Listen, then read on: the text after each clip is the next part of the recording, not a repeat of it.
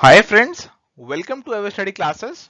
तो 5 minute series में आपका एक बार फिर से स्वागत है और आज जो हम टॉपिक कवर करने वाले हैं वो है Heckscher Ohlin model of international trade, जो कि बहुत ही इंपॉर्टेंट टॉपिक है हमारा नेट कॉमर्स और मैनेजमेंट के लिए। तो ये जो हेक्सचर ऑल इन मॉडल है हमारे पास, ये एक बहुत इंपॉर्टेंट मॉडल है इंटरनेशनल ट्रेड का।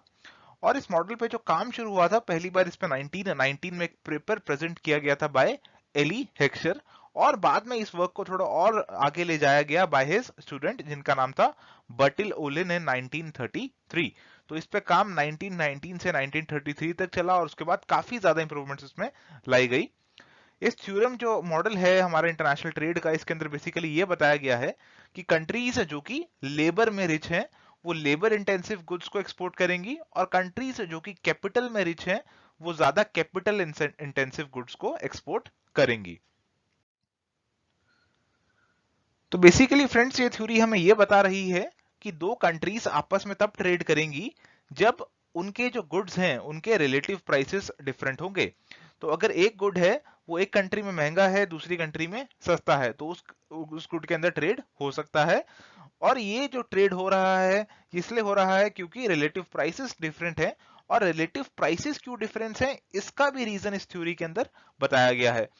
ये हमें बताया गया है कि रिलेटिव प्राइस इसलिए डिफरेंट हो जाते हैं क्योंकि उन आइटम्स को प्रोड्यूस करने की जो कॉस्ट है हमारी और जो फैक्टर इन्वॉल्व है उसको प्रोड्यूस करने में उनके प्राइसेस डिफरेंट हो जाते हैं। तो ऐसा हो सकता है कि जो कोई कंट्री है उसके अंदर लेबर ज्यादा है और कोई कंट्री है जिसके अंदर कैपिटल ज्यादा है, तो एज ए रिजल्ट जो गुड्स के फैक्टर प्राइसेस हैं वो डिफरेंट हो जाते हैं, और यही लीड करता है इंटरनेशनल ट्रेड को। तो बेसिकली उनका ये मानना है कि डिफरेंट कंट्रीज के पास डिफरेंट फैक्टर एंडाउमेंट्स होती हैं। फैक्टर एंडाउमेंट्स मतलब किसी के पास लेबर एंडोर्ड कंट्री होती है, कोई कैपिटल एंडोर्ड कंट्री होती है। तो वो कौन सी एंडोर्ड कंट्री है वो ये डिसाइड करेगी कि इंटरनेशनल ट्रेड कौन सी आइटम्स में होना है। तो एज ए रिजल्ट इस थ्योरी को ये भी कहा जाता है फैक्टर एंडोमेंट थ्योरी और फैक्टर प्रोपोर्शंस एनालिसिस थ्योरी। तो फ्रेंड्स, अगर मैं क्रक्स ऑफ द मॉडल की बात करूं तो इस मॉडल में बेसिकली ये बताया गया है कि दो कंट्रीज के बीच में जो इंटरनेशनल ट्रेड का बेसिस है वो है हमारा difference in the commodity prices. क्योंकि उन दोनों कंट्रीज में डिफरेंट कमोडिटी का प्राइस डिफरेंट है इसलिए वो दो कंट्रीज में ट्रेड हो रहा है। जैसे एक कंट्री में जो पेन है हो सकता है ₹10 का मिल रहा हो और दूसरी कंट्री में ₹8 का मिल रहा हो। तो यहाँ पे पेन जो कमोडिटी है उसका प्राइस दोनों कंट्रीज में डिफरेंट हो गया, और ये बेस बनेगा इंटरनेशनल ट्रेड का। तो जो कंट्री सस्ता पेन बना रही है वो उसे एक्सपोर्ट करेगी और जो दूसरी कंट्री है वो उसे इंपोर्ट करेगी। और अब ये थ्योरी हमें ये बता रही है कि ये कमोडिटी प्राइसेस के अंदर डिफरेंस आता क्यों है। पेन ऐसा क्यों है कि एक कंट्री में ₹10 का है और एक कंट्री में ₹8 का है। ऐसा इसलिए है क्योंकि उस पेन को बनाने की कॉस्ट डिफरेंट कंट्रीज में डिफरेंट है। और ये कॉस्ट दोनों कंट्रीज में क्यों डिफरेंट है, क्योंकि उन दोनों कंट्रीज के फैक्टर एंडाउमेंट्स, उन दोनों कंट्रीज के नेचुरल एडवांटेजेस डिफरेंट है। हो सकता है एक कंट्री कैपिटल रिच कंट्री हो और वो बहुत ही अच्छी मशीनरी लगा के बहुत ही सस्ते पैसों में एक बहुत ही अच्छा पेन बना दे, और दूसरी कंट्री जो लेबर इंटेंसिव हो उसके लिए ऐसा करना पॉसिबल ना हो। तो ये बताया गया है कि जो कैपिटल रिच कंट्री होगी वो कैपिटल इंटेंसिव गुड्स को बनाने में एक्सपर्ट होगी और उन्हें एक्सपोर्ट करेगी, और जो लेबर इंटेंसिव कंट्री होगी वो स्पेशलाइज करेगी लेबर इंटेंसिव गुड्स में और उन्हें एक्सपोर्ट करेगी। तो ये है इस मॉडल का क्रक्स। तो अपने मॉडल को एक्सप्लेन करते हुए ओली ने इलस्ट्रेशन में हमें समझाया कि हमारे पास जैसे दो कंट्रीज हैं, ऑस्ट्रेलिया और इंग्लैंड। ऑस्ट्रेलिया एक ऐसा कंट्री है जहां पे लैंड बहुत ज्यादा है और बहुत सस्ती है, बट लेबर और कैपिटल जो है वहां पे बहुत ही कम और बहुत ही महंगा है।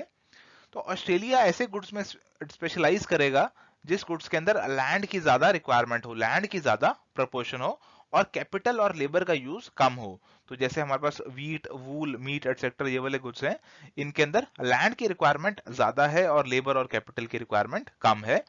और इसके अपोजिट जैसे हमारे पास इंग्लैंड कंट्री है, वो कैपिटल रिच है, बहुत ज्यादा कैपिटल, बहुत ज्यादा पैसा है उनके पास, बट अगेन वहां लेबर की प्रॉब्लम है, लेबर इतना वहां पे अवेलेबल नहीं है। तो वो कैपिटल इंटेंसिव जो गुड्स होंगे वो उनके अंदर डील करेगा। तो ऐसे एग्जांपल देके उन्होंने अपनी थ्योरी को जस्टिफाई किया। तो फ्रेंड्स, जब भी हम हेक्सचर ऑल इन मॉडल की बात करते हैं तो एक बहुत ही इंपॉर्टेंट टॉपिक जो आता है वो आता है लियोंटिफ पैराडॉक्स। तो हमारे एक अमेरिकन इकोनॉमिस्ट थे डॉक्टर वेस्ली लियोंटिफ, तो उन्होंने हमारा जो अभी हमने मॉडल पढ़ा हेक्सचर-ऑलिन मॉडल, उसे टेस्ट किया यूएसए की कंडीशंस के अंदर, और उन्होंने अपनी फाइंडिंग्स जो दी वो ये बताया कि USA exports labour intensive goods and imports capital intensive goods. तो हमारा जो यूएसए है वो लेबर इंटेंसिव गुड्स को एक्सपोर्ट करता है और कैपिटल इंटेंसिव गुड्स को इंपोर्ट करता है, बट ये बताया उन्होंने कि यूएसए में तो फिर भी कैपिटल बहुत ज्यादा है, यूएसए कैपिटल अबंडेंट कंट्री है। तो अगर हम एचओ थ्योरी जो हमारे हेक्सचर-ऑलिन मॉडल है अगर वो ट्रू होता तो यूएसए को कैपिटल इंटेंसिव गुड्स को एक्सपोर्ट करना चाहिए था और लेबर इंटेंसिव को इंपोर्ट करना चाहिए था, बट ऐसा नहीं हो रहा, इससे उल्टा हो रहा है। इसे जो उन्होंने प्रूव किया इसे नाम दिया गया लियोंटिफ पैराडॉक्स, और ये नेगेट करता है हमारे हेक्सचर-ऑलिन थ्योरी को। तो ये भी हमें याद रख के चलना है। तो फ्रेंड्स यहाँ पे आपके लिए एक प्रैक्टिस क्वेश्चन है, आप इसे सॉल्व कीजिए और अपने आंसर हमें कमेंट में बताइए। Thank you friends. अगर आपको ये हमारा वीडियो पसंद आया हो तो जरूर लाइक करें, हमारे यूट्यूब चैनल को सब्सक्राइब करें और अपने फ्रेंड्स के साथ शेयर करें। और अगर आपकी कोई क्वेरी है तो आप हमें मेल कर सकते हैं और हमें फेसबुक और टेलीग्राम पे भी आप फॉलो कर सकते हैं।